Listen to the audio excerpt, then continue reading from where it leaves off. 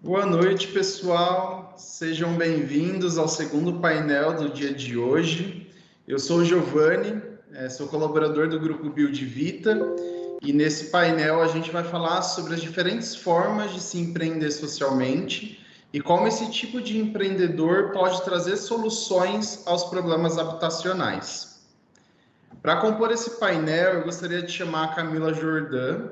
Ela é diretora executiva do Teto Brasil, o empreendedor social do Moradigna, Matheus Cardoso, e o Gustavo Carvalho, que conduz o projeto Nossa Casa.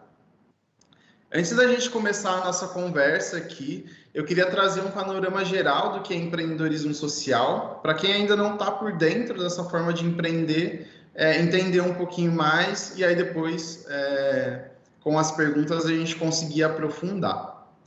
E aí, se eu puder fazer uma analogia que eu vi uma vez, né, sobre esse tipo de empreendedorismo, ela dizia mais ou menos assim: os empreendedores sociais, eles não são aqueles que dão o peixe ou a vara e ensinam a pescar, mas eles são aqueles que querem revolucionar a indústria da pesca.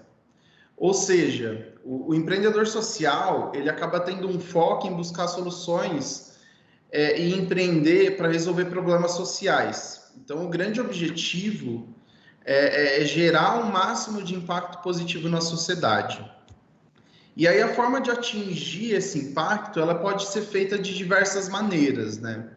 Então aqui, hoje, a gente vai abordar um pouco dessas diferentes abordagens para que a gente consiga entender o que acontece com esses empreendedores sociais, como eles empreendem, como eles levam esse perfil empreendedor que eles têm para impactar positivamente a nossa sociedade. E para que a gente consiga falar sobre isso, eu acabei convidando, né, os três, a Camila, o Matheus e o Gustavo, para falar um pouquinho dessas abordagens. Eles empreendem de formas diferentes. E para iniciar, eu queria que o Matheus, que está mais voltado para os negócios sociais, né, pudesse esclarecer um pouquinho dessa abordagem que ele empreende, né, e como de forma prática ele consegue colocar o negócio dele para rodar e impactar positivamente o ambiente que ele está inserido. Vamos lá, Matheus. Vamos lá, querido. Boa noite a todos. Muito obrigado pelo convite, Giovanni, toda a organização do evento. O Moradia, estar aqui falando sobre impacto social num evento super bacana, com uma agenda super legal como essa, para a gente é super importante. E eu costumo falar, levar a palavra do empreendedorismo social para todos os cantos, para mim é super importante, porque eu me tornei um empreendedor social porque eu fui impactado por uma palestra. Eu lembro que na faculdade eu participei de um evento, tinha uma palestra que o título era Entre ganhar o mundo, entre ganhar dinheiro e mudar o mundo, escolha os dois. E aí eu fiquei curioso com o título, fui assistir e desde então resolvi mudar minha carreira e estou aqui depois de mais de 5 anos. Tudo isso é história. Mas explicando basicamente o que é o Moradigna, né? O Moradigna é um negócio social, como foi bem explicado aqui pelo Giovanni, um negócio social que não é nem uma empresa tradicional do segundo setor e também não é uma ONG do terceiro setor, é o que a gente chama de setor 2,5, fica ali no meio do caminho de forma intermediária, porque no final do dia nós somos uma empresa, a gente tem um CNPJ de empresa, funcionários, impostos, tudo que uma empresa tem, porém a gente nasceu para resolver um problema da população de baixa renda, no nosso caso relacionado à habitação. E que problema é esse, né? Um problema gigante, que é o problema das casas insalubres. Hoje no nosso país, 40 milhões de pessoas moram em casas insalubres, pessoal. Isso é um número muito grande. Isso quer dizer que 1 a cada 5 pessoas no nosso país mora mal, tem a saúde prejudicada pela sua própria moradia. Então, o que a gente faz para resolver isso, a gente vende um serviço para essa população, que é um serviço completo,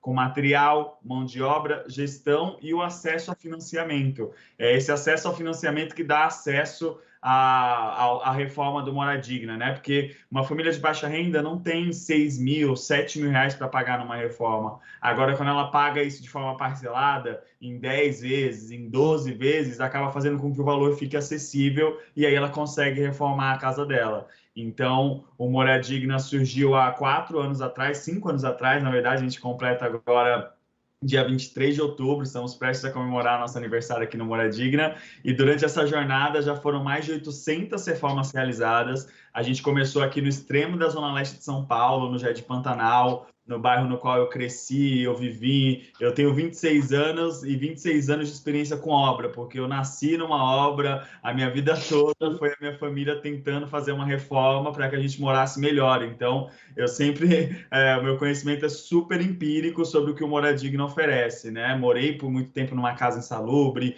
passei diversos perrengues com a minha família por morar numa casa insalubre, até que, de novo, conectando, né, na faculdade, fazia faculdade de engenharia civil, eu descobri o empreendedorismo social e vi que eu poderia criar alguma coisa para resolver esse problema de uma maneira escalável. E foi aí que surgiu a ideia do Mora Digna, que a gente começou a fazer as primeiras reformas, e como eu falei, hoje já são mais de 800 reformas realizadas. Então, o que o Mora Digna faz é isso, é vender um serviço de reforma para fazer com que a pessoa consiga transformar sua casa e morar num ambiente mais salubre. Eu sempre gosto de mostrar algumas fotos, vou projetar aqui rapidinho. Você já está vendo, Gil? Você me confirma? Estamos vendo sim, Matheus. Perfeito. Eu sempre compartilho, quero só mostrar algumas fotos do que o Mora Digna faz, porque isso tangibiliza muito o tipo de reforma que a gente faz, né? Ah, vende reforma, mas que tipo de reforma? A gente não está falando de grandes construções, a gente não está falando de grandes intervenções, a gente está falando de reformas mínimas, de janela, de pia, de gabinete, que trazem um mega impacto para a saúde das famílias, né? A gente está falando de azulejo cerâmico, a gente está falando de vaso sanitário, a gente está falando de revestimento na parede. Então, de novo, são intervenções muito simples, são intervenções muito rápidas, né? O foco do Mora Digna é na eficiência, inclusive, que fazem com que essas famílias consigam morar bem dentro das suas próprias casas. Então, essa é a missão do Mora Digna, né? Com a pandemia, a gente teve que se ressignificar, inclusive, né? A gente sempre foi um negócio super offline, super fora dos radares de tecnologia, eu costumo brincar, porque é obra, é pedreiro, é material de construção, e durante a pandemia a gente teve que se enxergar, se colocar no mercado como uma Construtec. A gente começou a fazer gerenciamento de obra online, começamos a desenvolver sistema para monitoramento das reformas, e agora o Mora Digna está saindo até mais forte dessa crise que estamos vivendo ainda, na verdade, né? Então, a gente tem muitos planos para o futuro, temos um plano de expansão bem robusto para poder levar o Mora Digna para além dos limites de São Paulo, porque, infelizmente, para finalizar e para, de novo, deixar aberto aqui, é um problema muito grande, né? A gente está falando de 40 milhões de brasileiros que precisam dessa solução e a gente não vai descansar das várias incertezas que um empreendedor tem. Eu acho que a única certeza que a gente tem no Mora Digna é que a gente não vai descansar enquanto a gente não diminuir esse déficit, quando a gente não conseguir levar essa solução para o maior número possível de pessoas. Essa é a apresentação do Mora Digna. Então, Matheus, no seu caso, você empreende de uma forma, de certa forma, muito parecida com startups, com negócios tradicionais, mas ao invés de você maximizar o lucro, né? Talvez a gente possa dizer assim, você maximiza o impacto, né? O seu ponto é ser sustentável financeiramente, mas mesmo assim conseguir ter um impacto social dentro da comunidade em que você está inserido, né? Perfeito, Giovanni. Na verdade, a gente maximiza o lucro também. A diferença é que quanto mais lucro a gente tem, quer dizer que mais pessoas estão sendo impactadas, né? E no caso específico do Mora Digna, a gente fala que a gente é um negócio social no modelo Yunus, né? Do Mohamed Yunus, do professor que criou os negócios sociais, ganhou o prêmio Nobel por conta disso, que é um modelo no qual todo lucro é reinvestido na empresa, né? Então, isso literalmente quer dizer que quanto mais o Mora Digna cresce, lucra, fatura, mais pessoas estão sendo impactadas. Então, é uma lógica de um novo tipo de capitalismo, né? Não novo no sentido de substituir o antigo, eu não acredito muito nisso, acredito que são complementares, mas que para mim faz muito sentido e que para o Moradigna tem feito muito sentido ao longo desses anos. Muito bom, Matheus. Obrigado. Depois a gente volta a conversar mais. Gustavo, eu queria te fazer uma pergunta também. Até antes de mais nada, eu acho que é importante você explicar o que é o Nossa Casa, né? Como surgiu, mas eu acho que é legal até você trazer um pouco do desenrolar do seu projeto, né? Como ele se enquadra hoje, o que você esperava quando você iniciou esse empreendimento, quando você começou a empreender socialmente, e como o que aconteceu para hoje ele ser muito mais um projeto social do que um negócio social, como é o caso do Matheus. Perfeito, Giovanni. Primeiro eu quero agradecer aí a Build pela iniciativa, dar os parabéns a você, Giovanni, e toda a equipe. Muito legal o evento e para incentivar a inovação no nosso Brasil. Então, eu sou um empreendedor, né? Eu considero assim a minha situação um pouco privilegiada, né? Porque eu sou um intraempreendedor. Eu fiz o empreendedorismo dentro de uma multinacional, dentro da Enel, que é a empresa italiana de energia, uma das maiores de energia aqui no país. Ela tem um programa de empreendedorismo interno que incentiva os colaboradores a empreenderem. Então, hoje eu já fiz um spin-off de uma outra empresa, né, a Data Life, e hoje eu vou falar do Nossa Casa, que foi uma das startups desenvolvidas dentro da Enel. E justamente isso, Giovanni, a gente no início pensou no modelo de negócio do Nossa Casa, que eu vou explicar para vocês, um modelo de negócio de startup e tudo mais, para ser economicamente sustentável e realmente impactar o máximo de pessoas e ter lucro com isso sim, como o Matheus falou, para impactar cada vez mais. Só que a gente sentiu nessa trajetória empreendedora que o Nossa Casa tem um perfil muito de projeto social, não de negócio social. Ele não está se sustentando constantemente com o apoio financeiro de suas vendas, e sim por fechamento de projetos. Então, a gente pensou num modelo de negócio social e, no final, a gente um pouco que pivotou para projeto social. E o que é super normal na inovação, essa pivotagem, ou seja, mudança de modelo de negócio. Legal. E hoje o Nossa Casa, ele resolve qual problema, né?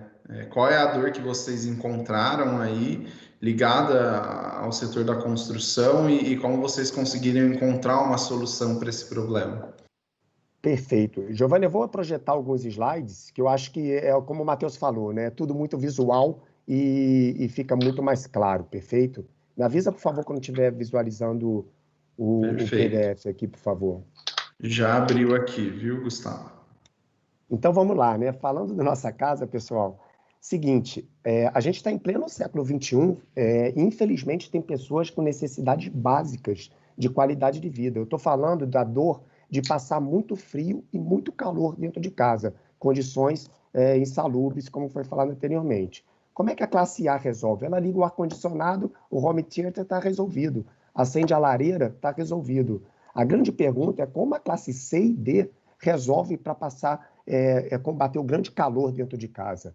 Aqui em comunidades no Rio de Janeiro e em outros lugares do país, as famílias vivem com uma temperatura de até 70 graus na telha de amianto, chegando a uma temperatura média de 41 graus dentro de casa, chegando a uma casa que a gente mediu com 47 graus dentro de casa. Não tem como ficar em casa. A gente está falando de famílias com muitas crianças e tudo mais, ainda mais nesse tempo de Covid, né? Como é que vai ficar nesse verão? Então, qual é a dor que a gente resolve da família de baixa renda? A primeira é a qualidade de vida. Famílias vivem com 40 graus dentro de casa. E segundo, é a conta de energia. Com esse calor, a geladeira consome mais, ventilador, ar-condicionado e tudo mais. Eles não conseguem pagar a conta. E na outra ponta, falando do negócio social, Giovanni, que você perguntou no início, tem a dor da distribuidora de energia, que, como as pessoas não conseguem pagar, fica inadimplente. E o pior, fica inadimplente e depois furtam energia. Só no Rio de Janeiro, aproximadamente 30% da energia é furtada no Rio de Janeiro. Então, imagine, né? Então, qual é o questionamento da Nossa Casa? Será que a gente pode utilizar resíduo de embalagem Tetra Pak, caixinha de leite, que é um excelente isolante térmico, para proporcionar qualidade de vida e economia de energia a morador de baixa renda? Sim, a gente pode. Aqui fotos do cenário da vida dessas pessoas baixa renda, ou seja, casas com ventilação nenhuma e uma telha de amianto com 70 graus em sua cabeça, e uma família numerosa. Aqui é como a gente faz, a gente implementa toda a economia circular, desde a coleta de resíduo, o tratamento de resíduo na comunidade. A gente gera placas sim, isolante térmico, igual forro que a gente compra em casa de construção, a nossa é feita totalmente reciclada. E a gente instala um forro isolante térmico a 20 centímetros abaixo da telha de amianto. Dessa forma, a gente veda e consegue conter o intenso calor emitido pelas telhas. E aqui essa foto que eu adoro, que é a gente consegue realmente mudar, impactar a vida das pessoas. Eu volto a falar que é tudo baseado na economia circular, desde a coleta de resíduo, reciclagem, capacitação profissional, fornecedores e clientes, tudo acontece na comunidade. E o modelo de negócio qual é? Aqui que eu falo, no setor elétrico, as distribuidoras de energia, elas têm uma verba de incentivo fiscal de eficiência energética para usar na redução do consumo de energia em comunidades de baixa renda. Então, a gente utiliza o dinheiro de grandes empresas distribuidoras para beneficiar o morador de baixa renda. E como isso volta para as empresas? No combate à inadimplência e furto. Lembra que eu falei que o furto chega a ser 30%? Então, é um investimento de grandes distribuidores que realmente impacta a vida das pessoas. Aqui os resultados a gente comprovou com medições que a gente reduz em até 9 graus. Estou falando de 9 graus, a temperatura dentro da casa das famílias. Uma redução média de 5,7 graus. É muita coisa. 1 grau a gente acorda normalmente no ar-condicionado. A redução no consumo de ar-condicionado é de 80%. 80% das famílias pararam de usar depois que a gente implementou o forro. Eu gosto muito de falar dessa foto à esquerda. Aqui uma família baixa renda, eles tiveram um filho, compraram um ar-condicionado parcelado. Eles ligavam o ar, a telha está a 70 graus. Então, nunca gelou o quarto, a conta foi lá para cima e eles não conseguiram pagar. Aqui, mesma coisa, a geladeira reduz em 11% o consumo da geladeira. A geladeira é 30% a 40% da casa. Aqui é uma venda de uma senhora que vende cerveja, refrigerante na comunidade, tem 3 geladeiras e freezer. A conta dela foi lá para baixo, ela voltou a pagar e olha o sorriso dela e da filhinha, como é que tá. Diz tudo, né? Isso aí é muito legal. A gente está de acordo com o ODS, né, o Objetivo do Desenvolvimento Sustentável, a gente cumpre algum deles, mas o principal é o 11, né, cidades e comunidades sustentáveis. A gente está levando dignidade a pessoas que vivem com necessidades básicas muito complicadas. E a gente tem um orgulho também, fomos finalista da chamada de startups de WeWork, né? A gente ficou entre 6 finalistas, não ganhamos, mas só em instalar a gente já ganhou muito. Eu ia pedir para a Jade, se você puder botar um videozinho curto de quase 1 minuto, que eu acho que exemplifica muito do que a nossa casa faz. Você consegue, Jade?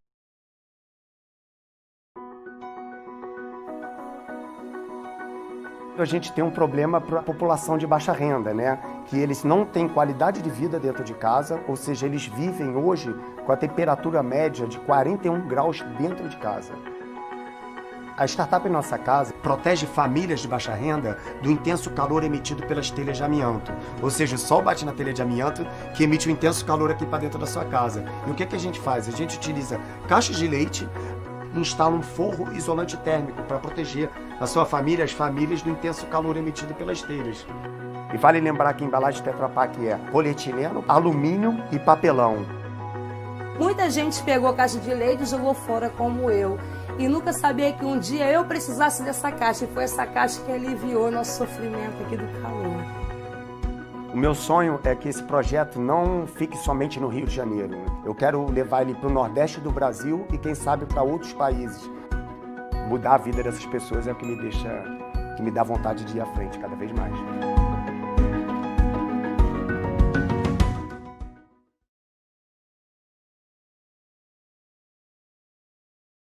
Vocês acabaram de ver aí o vídeo que o Gustavo trouxe sobre a nossa casa, né? Eu acho que mostra muito, né? A história do Gustavo acaba mostrando muito o desenrolar que o empreendedor acaba tendo, né? E aí a gente fala de empreendedores de vários tipos, no caso dele, o empreendedor social, inicialmente ele querer trazer um negócio social e enfim, conseguir desenvolver, assim como o Matheus tem desenvolvido Moradigna, mas por conta das intempéries aí do mundo e as dificuldades de se empreender, ele ainda assim encontrou uma forma de dar continuidade para esse projeto, que é muito importante também, né? Principalmente, eu acho que esse ano a gente tem sentido muito esse problema do calor na pele. Imagino para quem vive nessas situações de habitações insalubres, né? Como tem sido difícil. Então, projetos assim são muito importantes de acontecer também. E para a gente completar aqui um pouco dessas abordagens que a gente decidiu trazer, eu queria dar a palavra à Camila Jordan. Ela vai contar um pouquinho da experiência dela como diretora dentro do Teto Brasil, então, gerenciando uma organização do terceiro setor, né, uma OSC. A Camila, infelizmente, teve um probleminha aí com a câmera dela, mas ela vai trazer algumas imagens também para contextualizar. Camila, passo a palavra para você. Oi, Giovanni, oi todo mundo. Primeiramente, muito obrigada também pelo convite, a gente está aqui. Acho que é muito importante, né, a gente trazer esses olhares diversos para esse problema super complexo que a gente tem da habitação.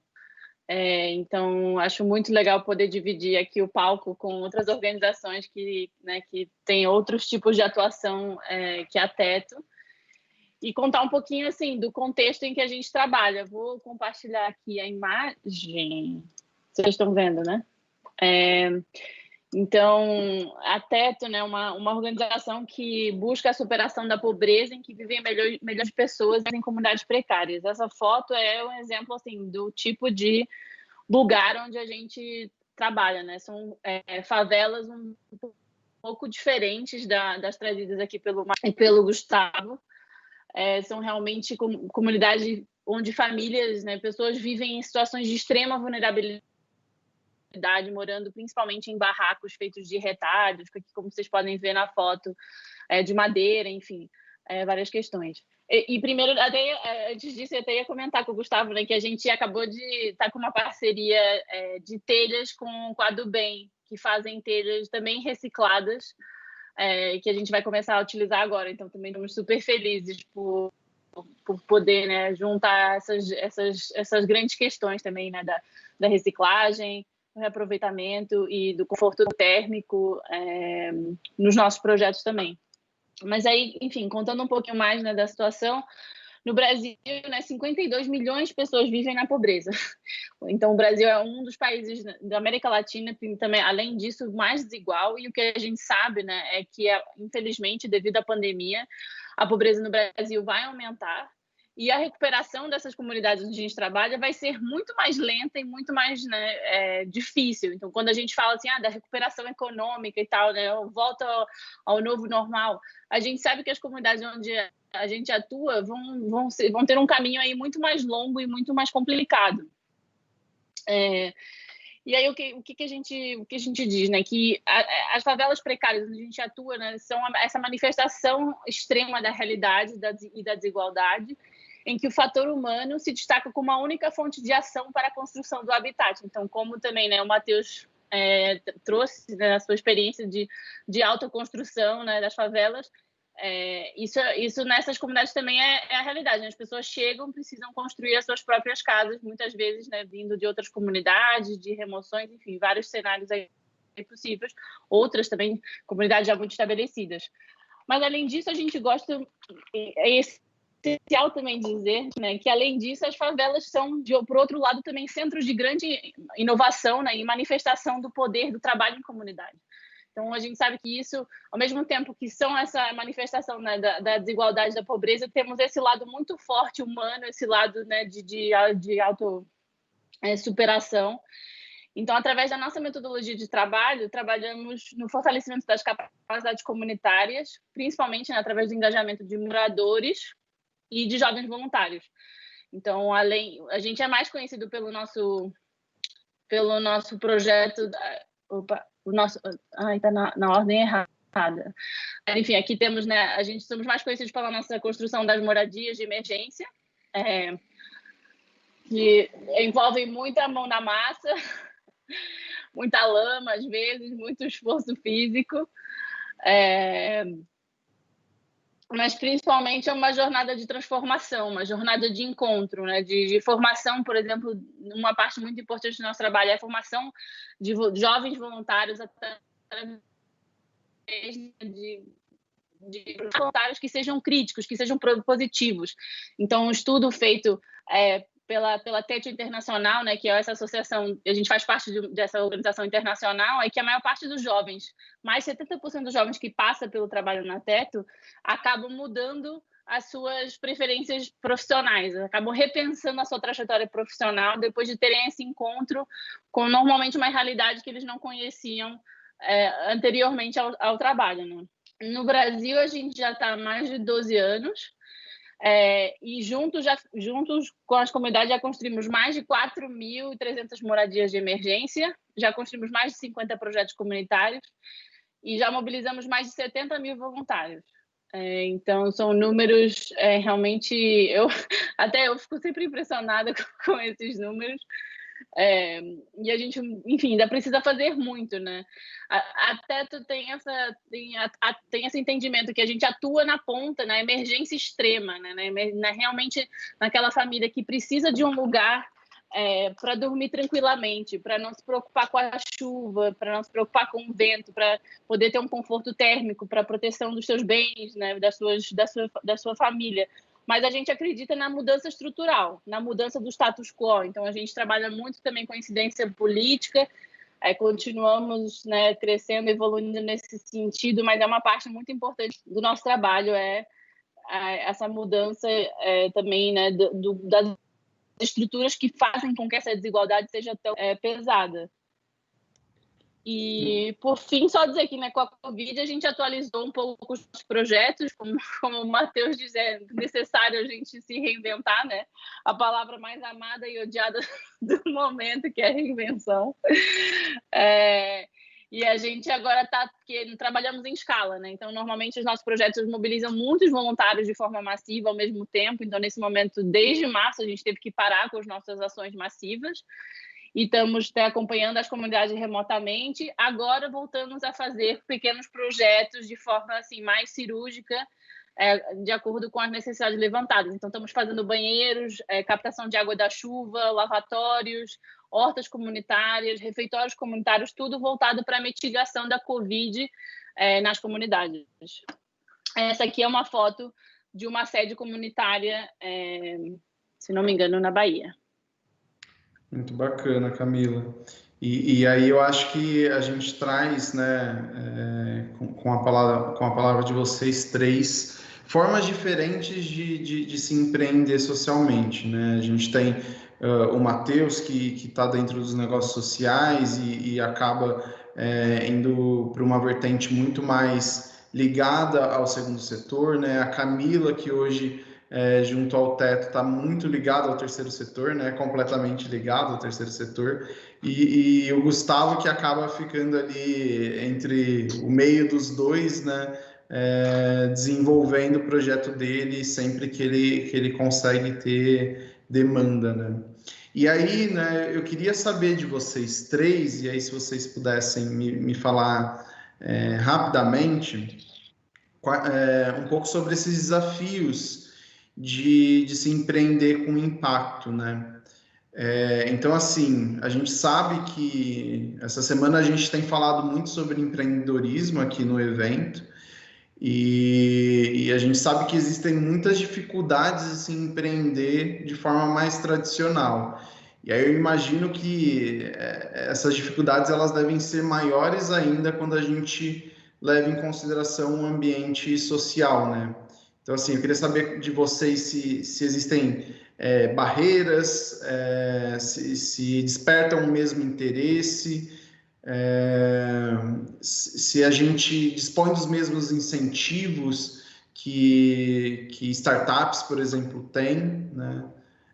Se vocês puderem me falar um pouquinho sobre isso. Claro. Acho melhor você escolher. O Matheus, vai lá. Vai lá, Matheus. Olá, que eu estou com o microfone ligado aqui. Bom, eu acho que todo tipo de empreendedorismo tem suas dificuldades.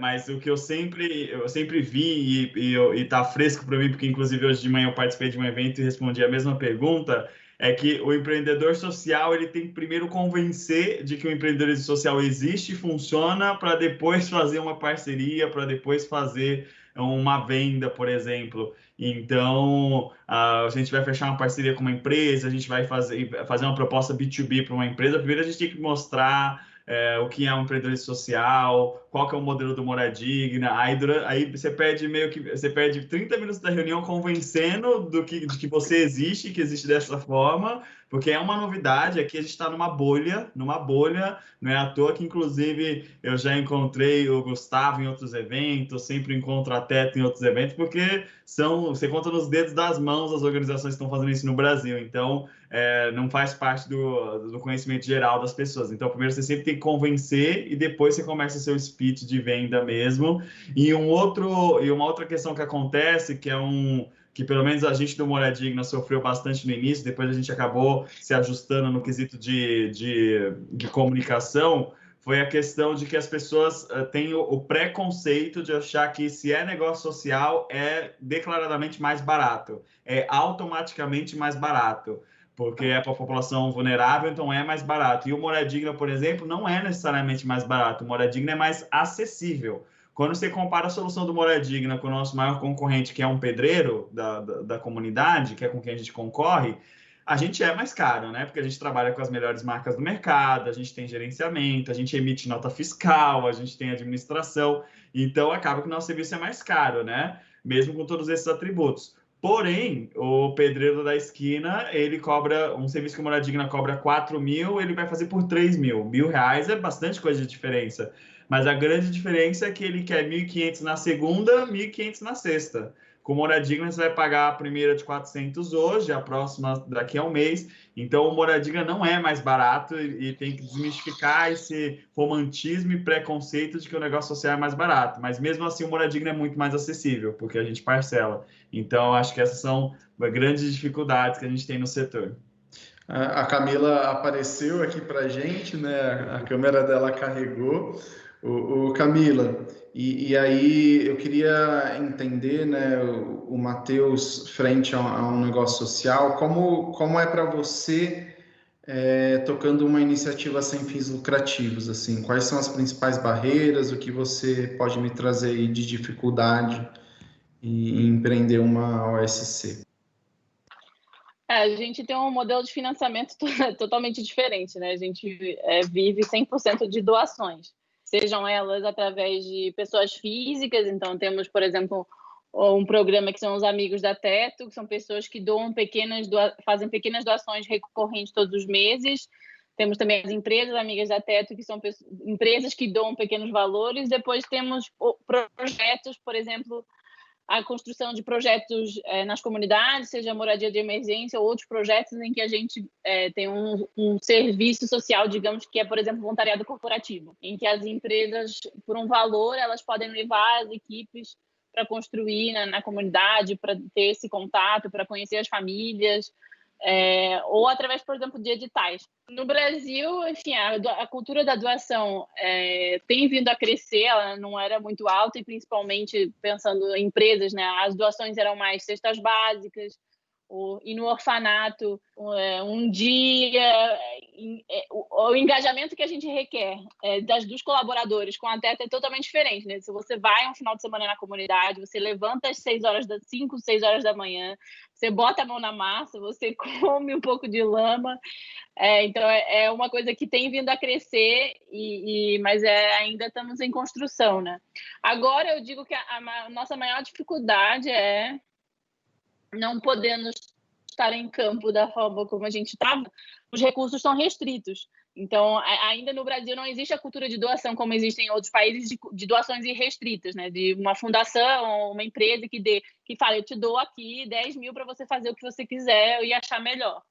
Né? Tipo, eu te dou esse dinheiro para você construir X casas ou X projetos. E aí a gente, claro, tem uma taxa administrativa, mas isso acaba, às vezes, né, sendo um empecilho, porque nesse momento onde a gente precisa continuar operando mas não tem a mesma operação de antes, nosso orçamento é completamente diferente, né? E afetado. A gente teve que demitir 8 pessoas da nossa equipe no início da pandemia. E estamos aí batalhando para sobreviver, né? Mas então é um pouco diferente. Acho que a pandemia trouxe uma coisa positiva, que é a cultura da doação sendo muito ativada, né? Então sabemos que principalmente as grandes empresas, mas também muitos indivíduos estão começando a entender a necessidade de que doar é uma parte da sua contribuição para a sociedade, né? Porque existem essas grandes desigualdades, então isso é realmente muito necessário para a nossa democracia. Eu acho que você tocou num ponto que era até uma última pergunta que eu ia fazer para vocês, e por conta do tempo eu acho que a gente pode tentar resumir aqui, né? Que é como grandes empresas, né? A gente hoje, a Build Vita está presente em mais de 12 cidades, né? E aqui do interior de São Paulo e de Minas Gerais. Então é importante a gente estar nesse evento até para estimular e pensar como grandes empresas da construção civil conseguem estimular o empreendedorismo social do setor, né? Como a gente consegue resolver esses problemas de habitação, que vocês três têm feito um incrível trabalho, para que a gente diminua essas desigualdades sociais que a gente tem no país, que a gente não consiga dar mais acesso, como o Matheus faz com a Mora Digna, que a gente consiga trazer voluntários para participar das ações do teto, né? E a gente consiga, de fato, tentar resolver um pouco desses problemas de habitação, que são muitos dentro do nosso país, né?